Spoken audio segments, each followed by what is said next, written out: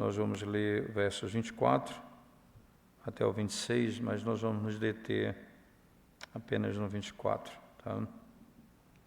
Vamos ler 24 até 26. Diz assim: pela fé Moisés, quando já homem feito, recusou ser chamado filho da filha de Faraó, preferindo ser maltratado junto com o povo de Deus, a usufruir prazeres transitórios do pecado, porquanto considerou o opróbrio de Cristo por maiores riquezas do que os tesouros do Egito, porque contemplava o galardão.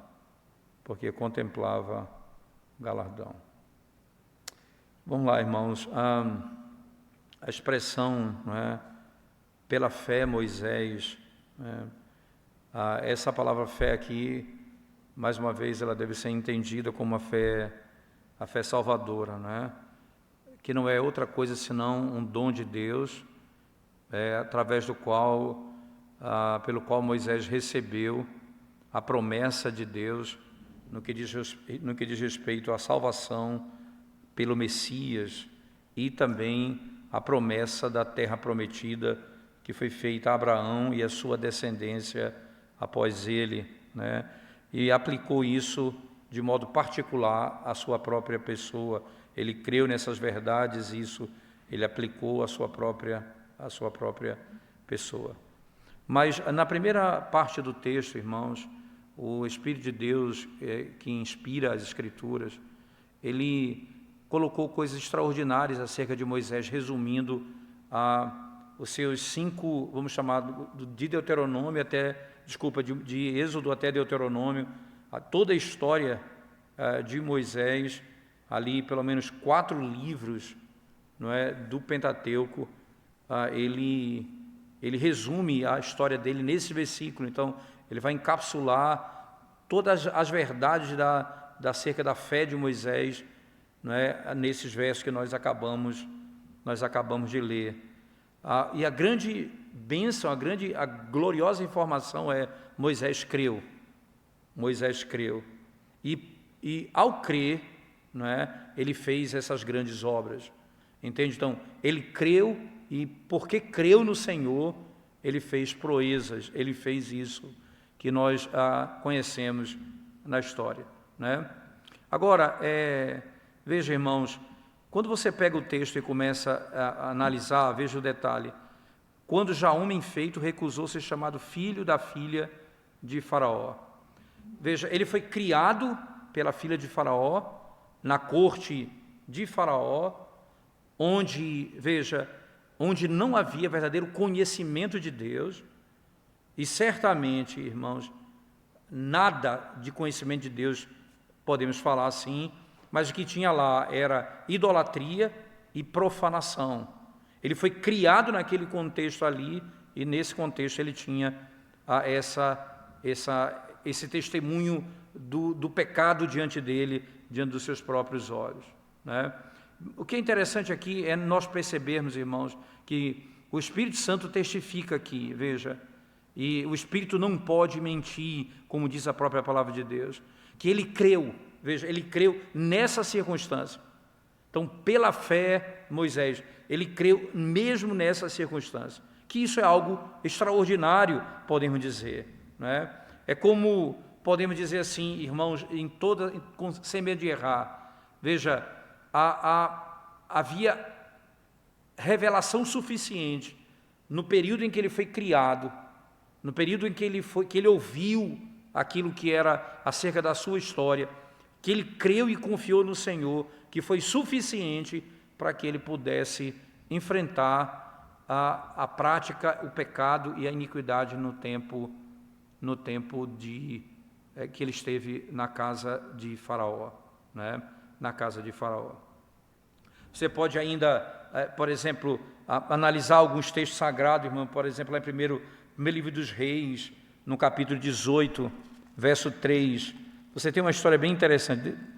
Vamos lá comigo, por favor, primeiro livro dos Reis, capítulo 18, verso 3, algo que chama a nossa atenção nesse mesmo princípio. Primeiro livro dos Reis, capítulo 18, verso 3. Diz assim a palavra de Deus. Deixa eu ler a partir do verso 1. Muito tempo depois veio a palavra do Senhor a Elias, no 3º ano, dizendo: vai, apresenta-te a Acabe, porque darei chuva sobre a terra. Partiu, pois, Elias a apresentar-se a Acabe, e a fome era extrema em Samaria. Acabe chamou Obadias, o mordomo. Obadias temia muito ao Senhor.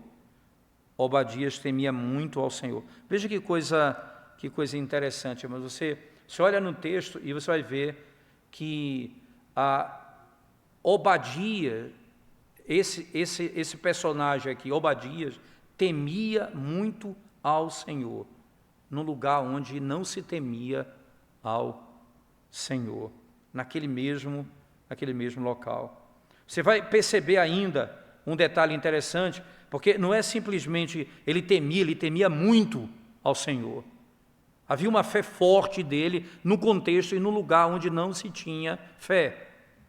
É algo impressionante isso. Outro elemento interessante que você pode lembrar, irmãos, é a própria história de lá no tempo de Herodes, né? Que era um inimigo de Cristo declarado. Você vai lembrar disso na história do Evangelho. Entretanto, Joana, a esposa, não é, de Cusa, como diz o texto, que era amigo de Herodes, ministrou para ele acerca de Cristo, a ponto de você ouvir Paulo escrever o seguinte: aos santos que estão na casa de César, eu saúdo. Veja que coisa, aos santos que estão na casa de César. Veja, onde não se tinha o temor do Senhor, havia crentes ali no meio, servos do Senhor ali no meio. Aí você tem a figura exata. Moisés, ele era um homem que ele cria no Senhor na casa de Faraó, né? Esses exemplos aqui, irmãos, nós podemos aprender que Cristo tem os seus filhos e servos, mesmo no meio dos seus inimigos. O Senhor tem seus filhos e servos, mesmo no meio dos seus próprios inimigos. Veja, nessas cortes de Faraó, de Herodes e de Nero, não é, que pode ser o próprio inferno descrito, entretanto, havia alguns servos de Deus ali, naquele local. Isso nos mostra claramente, irmãos, a verdade da palavra do nosso Deus, não é? Que diz literalmente, que fala acerca de Cristo, que Ele reina no meio dos seus inimigos. Salmo 110, verso 2, Ele reina no meio dos seus inimigos. Isso é a descrição da palavra de Deus. Voltando então, mais uma vez, à história de Moisés, nós podemos aprender ainda outro princípio, irmãos. Veja, essa fé de Moisés serve também para trazer reflexão para muitos que estão na fase adulta, né, que foram criados na igreja de Deus, ou mesmo jovens, adolescentes e até mesmo adultos, que foram criados na casa de Deus, que foram criados debaixo de pais piedosos e foram governados segundo a palavra, e entretanto, eles fazem chacota da religião de Cristo. Enquanto você tem um homem que estava na casa de Faraó e temia ao Senhor, muitos estão na casa de Deus, criados na casa de Deus, foram criados na casa do Senhor, batizados, e hoje fazem chacota da própria palavra de Cristo. Certamente Moisés, no dia do julgamento, ele vai se levantar contra todos esses e vai condená-los, porque ele creu, irmãos, embora ele tenha sido criado no lugar profano, ele creu no Senhor. Aí nós chegamos agora a um outro fato bem estranho na própria história, irmãos. Não é que Moisés fez, podemos dizer assim. É que a fé que ele tem, que o Senhor lhe concedeu, é aqui recomendada como é que é dito no texto? Volte lá comigo para Hebreus, um detalhe interessante. Quando já homem feito. Quando já homem feito, né? Ele, nesse tempo, ele recusou ser chamado filho da filha de Faraó. Filho da filha de Faraó. Se você for lá para Êxodo capítulo 2, não precisa abrir, mas é onde está registrado essa história, né? Moisés tornou-se seu filho, né? E nós podemos ler isso em Êxodo 2 claramente. Lá é dito também, não é, que ela encontrou Moisés dentro de um cesto, que ele foi preservado vivo, né? Foi trazido a ela e ele foi criado por ela como seu próprio filho, né? O que é que ela queria? Fazer dele um filho e herdeiro. Mas essa honra de herdeiro, irmãos, ele não aceitaria. Ele foi criado por ela, mas não aceitou a herança que provinha dela. Isso ele rejeitou, isso ele recusou pela fé. Não foi porque ele fez uma conta matemática e disse, não é tanto dinheiro assim, se eu trabalhar vou ganhar mais, não é isso o ponto. Foi pela fé. Ele rejeitou aquilo que foi oferecido a ele. Isso, irmãos, é um ato notável e glorioso, podemos dizer assim. É por isso que a fé dele é recomendada a nós aqui, né? Mas alguém pode ainda levantar alguma questão dizendo o seguinte, irmãos, veja, ele é mais digno de ser repreendido aqui do que ser exaltado. Eu não entendo muito bem, porque ele foi ingrato com essa mulher, ele foi ingrato com ela, aquela mulher que o criou, que deu a ele tudo o que ele precisava, agora ia conceder a ele benefícios e ele rejeita. Isso na realidade é mais para a ingratidão do que para a sua fé, não é? Porque ela preservou sua vida da morte, o criou como seu próprio filho, não é? E deu a ele um favor especial de fazê-lo herdeiro. Moisés, né, deveria então ser condenado ao invés de ser recomendado aqui. Veja, irmãos, certamente, né, ele deveria e deve ser grato por aquilo que aconteceu com ele, por ter sido preservado ali, não é? Por ter sido acolhido naquela casa e recebido favor. O texto não diz que ele é ingrato por nada disso. O texto não vai falar desse detalhe, então não é um ponto que deve ser, como eu posso dizer, pressionado no texto, porque não é isso que o texto está dizendo em hipótese alguma. Em nenhum momento o texto está dizendo que ele não é grato por aquilo que ele recebeu. Isso não é o ponto que nós estamos trabalhando aqui no texto sagrado, né?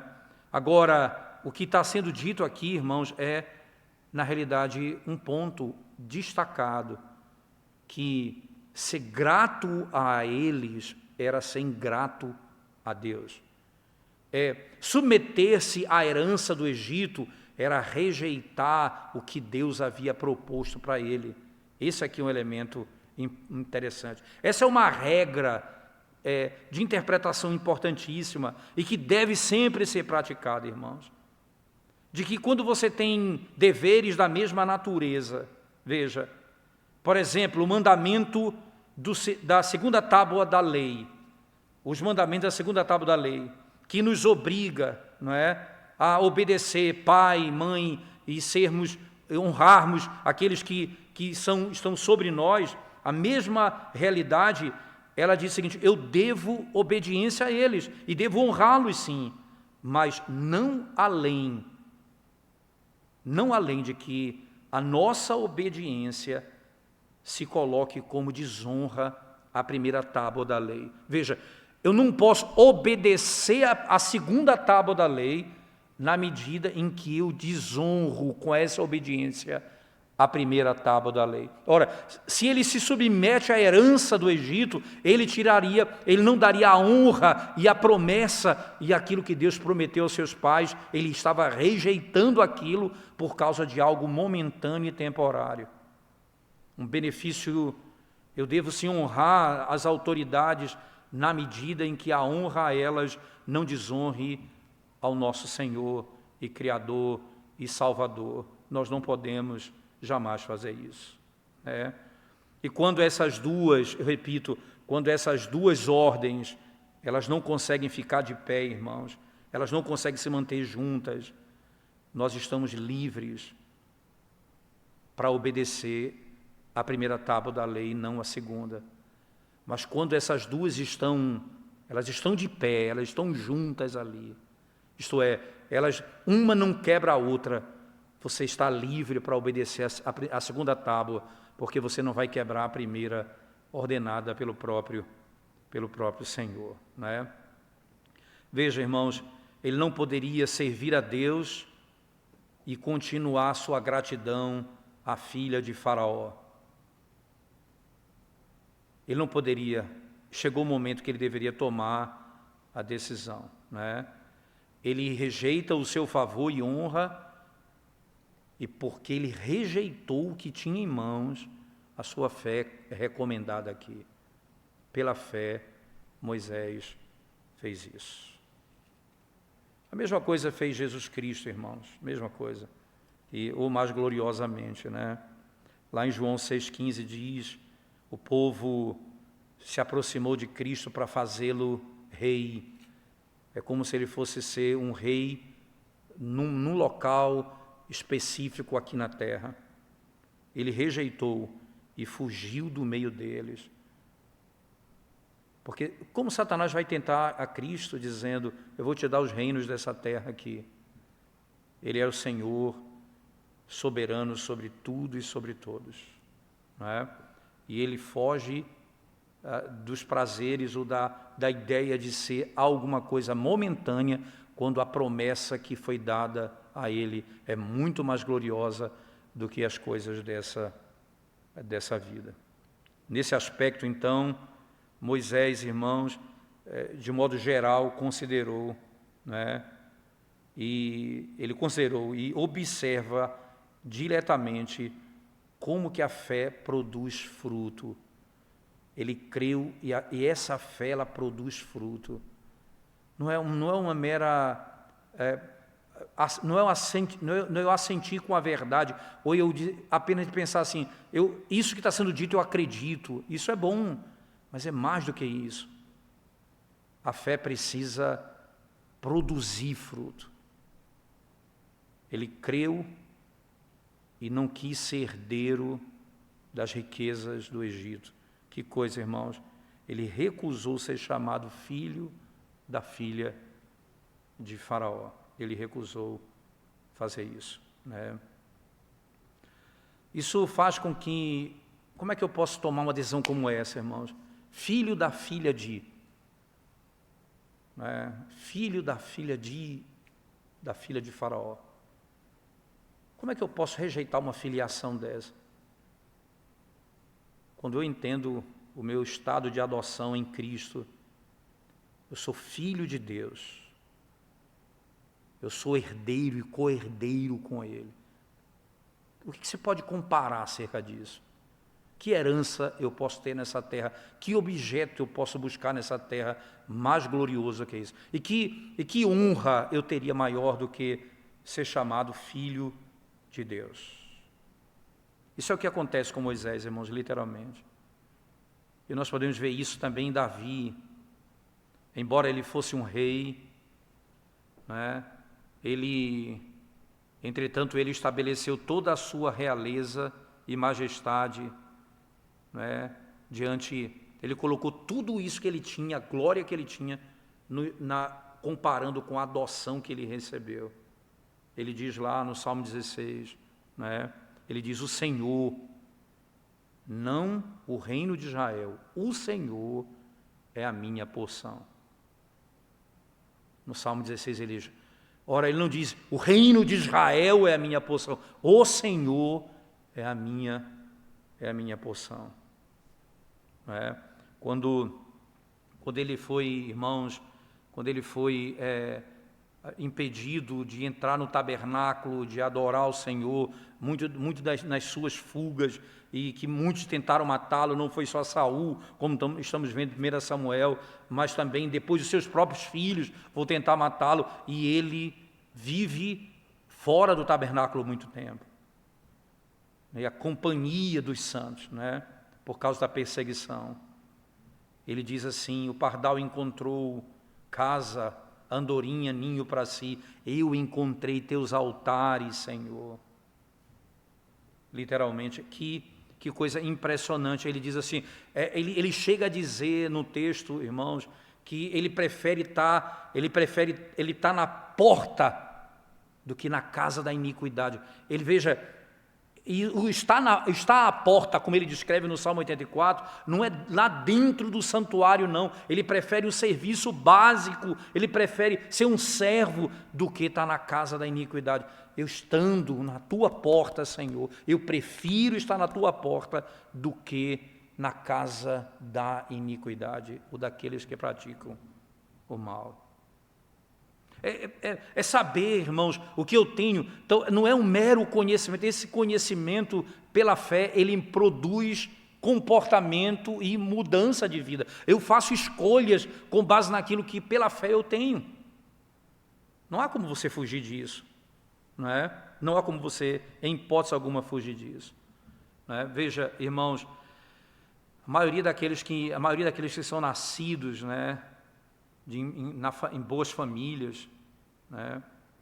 Aqueles que são nobres, podemos dizer assim, aqueles que têm muita riqueza nessa terra, quando eles encontram Cristo, a adoção e os benefícios vão suplantar qualquer glória e riqueza que eles possam ter nessa vida. Isso é a grande bênção, podemos dizer assim, irmãos.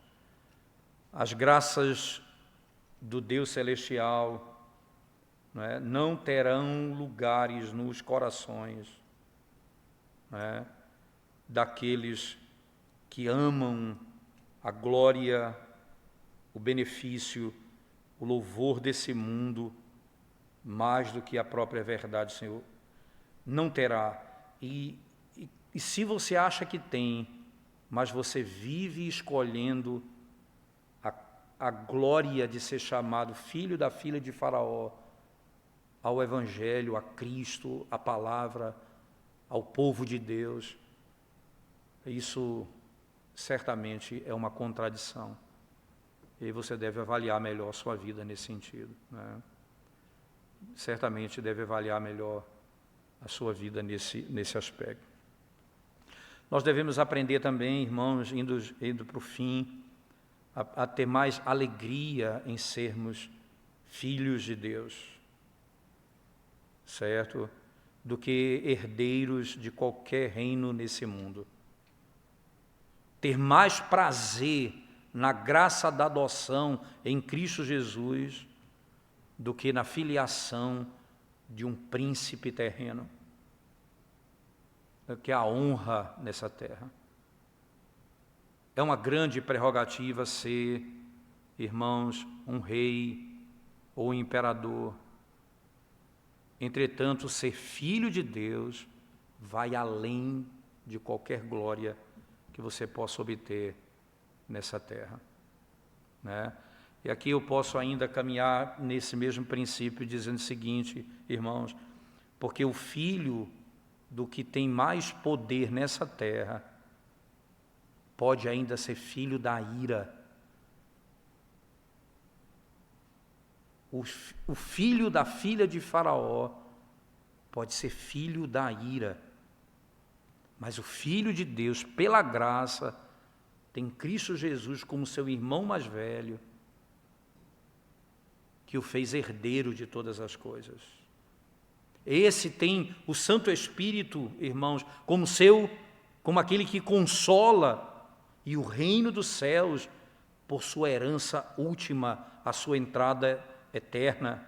E por isso nós devemos aprender, a partir de Moisés, irmãos, e isso do fundo do nosso coração, a preferir essa coisa que Moisés preferiu do que a glória desse mundo. Do que a glória desse mundo. E aqui, só para você vai perceber que como foi que se deu isso, irmão, você vai ver a maneira como se deu e depois também o tempo quando isso aconteceu. Veja, ele rejeitou isso.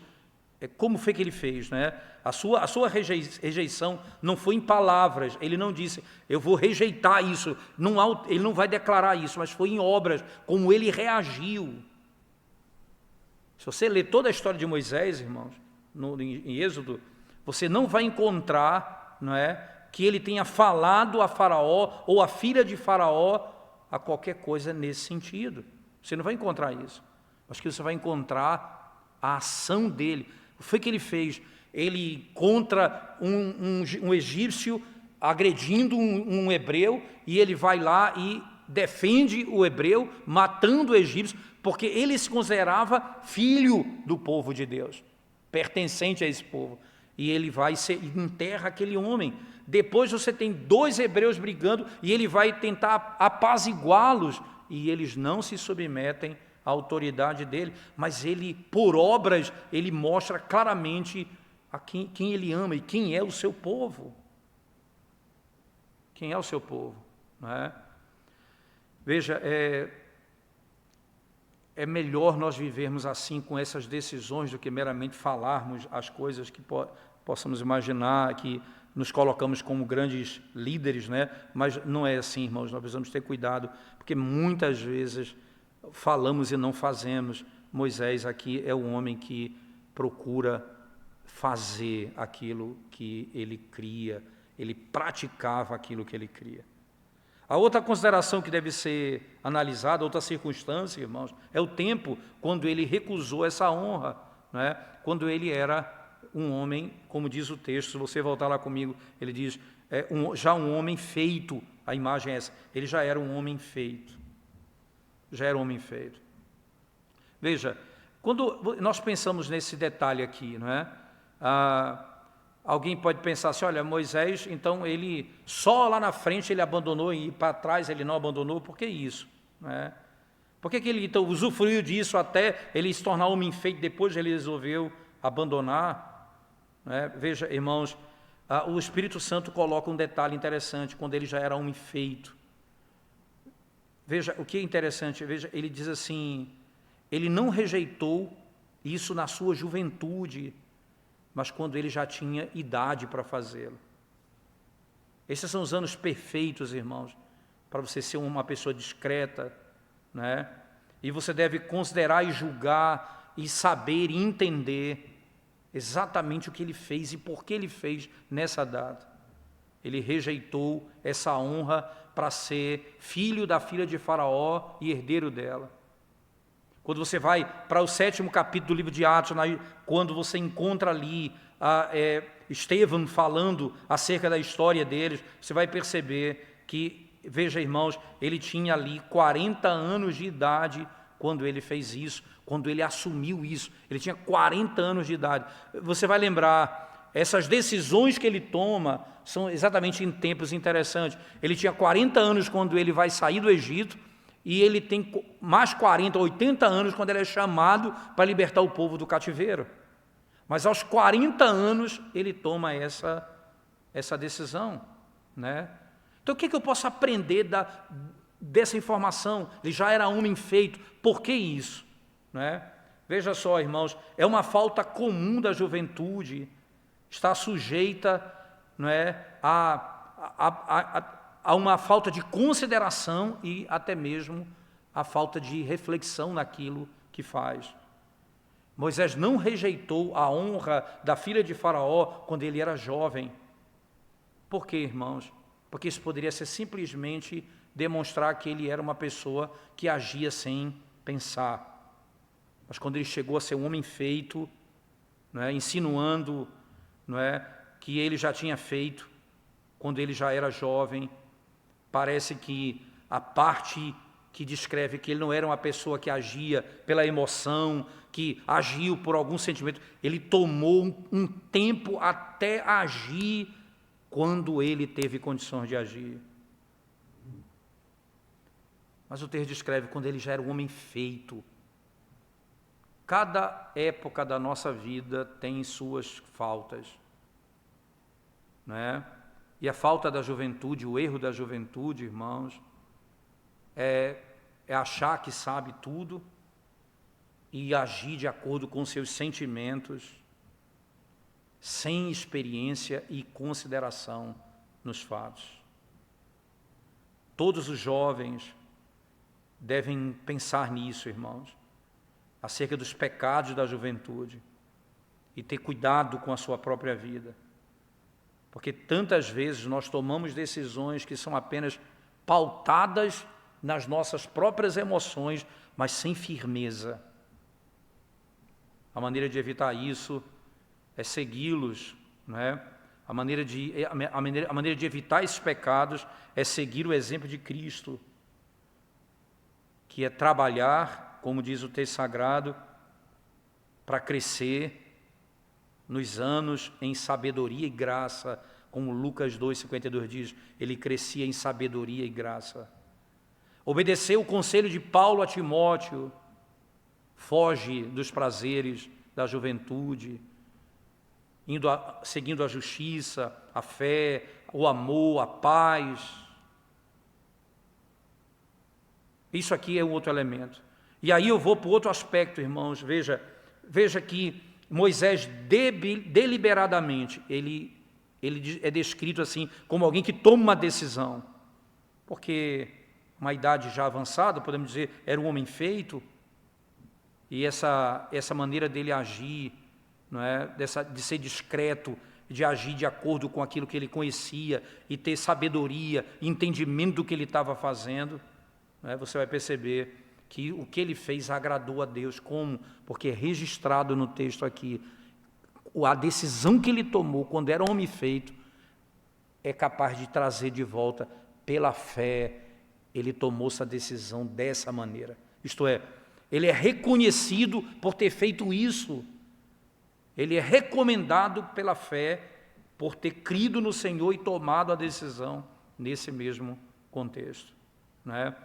Você vai perceber, irmãos, que como isso é tão grave, você olhar para a Escritura com um texto como esse e não ensinar, por exemplo, o pai não ensinar os seus filhos desde a sua infância, adolescência, juventude, a lidar com as questões do seu próprio coração, né? Paulo vai dizer, não sejam como crianças, levadas como onda de um lado para o outro. Essa é a imagem bíblica, irmãos, levado por vento de doutrina. Paulo está dizendo como isso é próprio da criança, isso é próprio dessa fase da vida. Você não seja como criança que é levado para lá e para cá. Isso é o que nós devemos ter muito cuidado. Por isso, manter a firmeza, ensiná-los a confiar no Senhor, a depender, não tomar decisão baseado nas suas meras emoções, a fim de que, quando tiverem condições, eles possam seguir o seu próprio caminho, no caminho do Evangelho, como os homens de Deus fizeram em toda a sua jornada, né? Agora, a igreja de Deus, irmãos, é a escola de Cristo. E se um homem tem vivido por longo tempo dentro da igreja, né, veja, 20 ou 40 anos, e ainda não é sábio na religião, mais do que um jovem, a pessoa tem 40 anos, 20 anos na igreja, 40 anos na igreja, e não é mais sábio do que o jovem, isso não é vergonhoso? Sem dúvida é vergonhoso. Isso é grande negligência, não é? Grande negligência. Moisés, ele toma a decisão quando é homem feito, mas ele usou a sua juventude para crescer, se submeter, compreender, e no momento oportuno ele toma aquela decisão que o tira da casa de Faraó.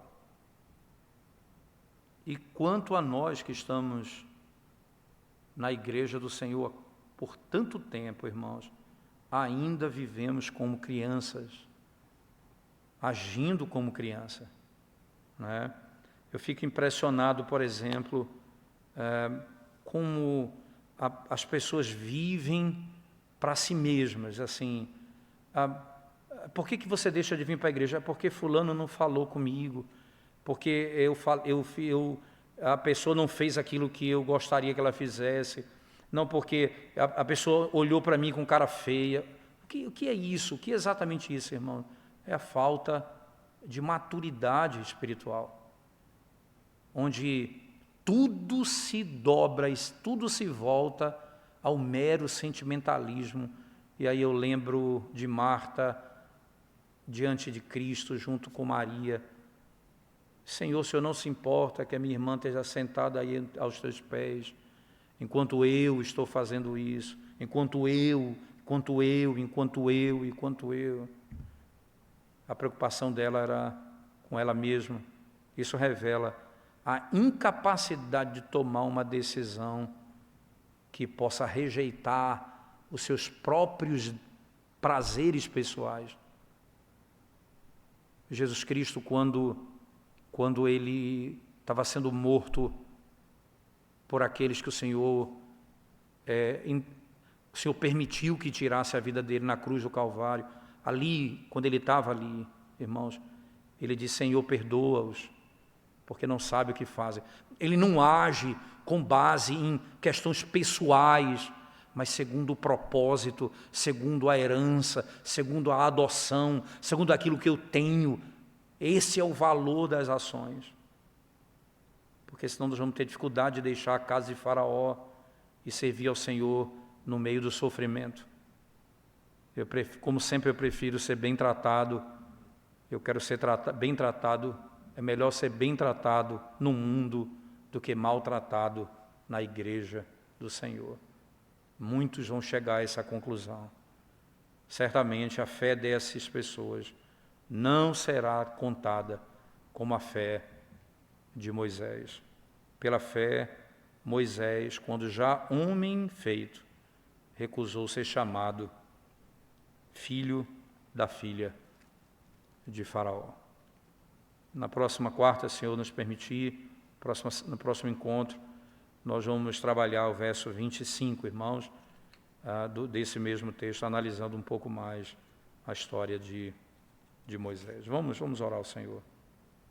Nós te exaltamos, Santo Deus, pelo glorioso privilégio de podermos refletir na Tua palavra e meditarmos, Senhor, mesmo na Tua vontade, nos Teus ensinos.